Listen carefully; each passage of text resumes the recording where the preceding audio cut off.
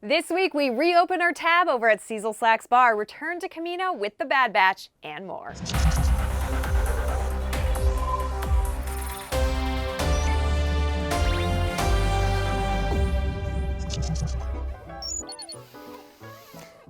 All right, guys, listen up. Right after this news is last call. You don't have to go home, but you can't stay here. Although I guess you're already home, and I'm in a tiny computer you keep in your pocket. Well, no matter.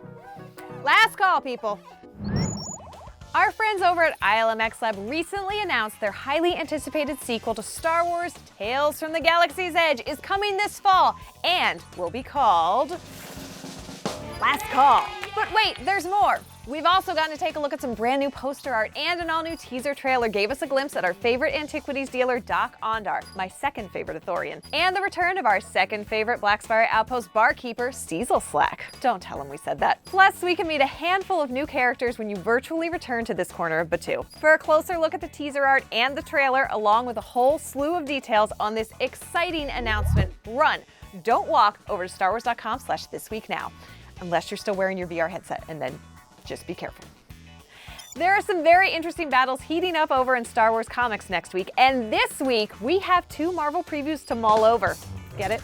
Mull. As we wait for Wednesday to arrive. In the next installment of War of the Bounty Hunters, issue number 3, Chewbacca the Wookiee will take on Boba Fett in the fight for Han's life. Meanwhile, Star Wars number 16 welcomes you to the main event, when Darth Vader locks blades with the leader of Crimson Dawn, Han's former flame Kira. Plus, IDW brings us Star Wars Adventures number 8 and Star Wars The High Republic Adventures number 7, following the continued adventures of the Skywalker twins and Padawan Farzala. Turn the page to StarWars.com/thisweeknow to read these previews for yourself. And we're coming up on the season finale of Star Wars The Bad Batch. Last week, Clone Force 99 and Omega went back to where it all began in Return to Camino. Using my comm won't work. They'll know it's a trap. It was in fact a trap, but Hunter's comm led his brothers and sister to the rescue. This episode was full of twists and turns, sometimes literally through a labyrinth of hidden tubes leading to Nala Se's secret laboratory. That's where the cloning magic happens. But mostly I'm talking about Crosshair. Is he loyal to the Empire? Is he rejoining the Batch? Is he good? Is he bad? Is he being controlled by the chip in his head? This episode answers some of those questions and leaves us with even more.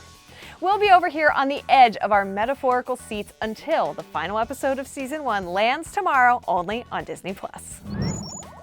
Last week, intel about Crosshair's inhibitor chip was a shocking surprise and a moment that changed everything we thought we knew about the former Bad Batcher's motivations. So we asked supervising director Brad Rau and head writer Jennifer Corbett to tell us what was going on behind the scenes of Star Wars The Bad Batch as they planned the big reveal. And talking about Crosshair, it kind of felt like a cheat to blame everything on his chip. You tried to kill us. We didn't have a choice. And I did. In some of the earlier episodes, we got a chance to really kind of plot out his arc. It seemed like this was an opportunity to show how there is a choice that he had, and he ultimately decides to stay with the Empire because that's what he connects with, because he's a soldier and he feels like that's where he belongs, that's where the Batch belongs, and it makes crystal clear sense to him and there's no doubt about it. So it added another layer to who he is as a character. Join the Empire, and you will have purpose again.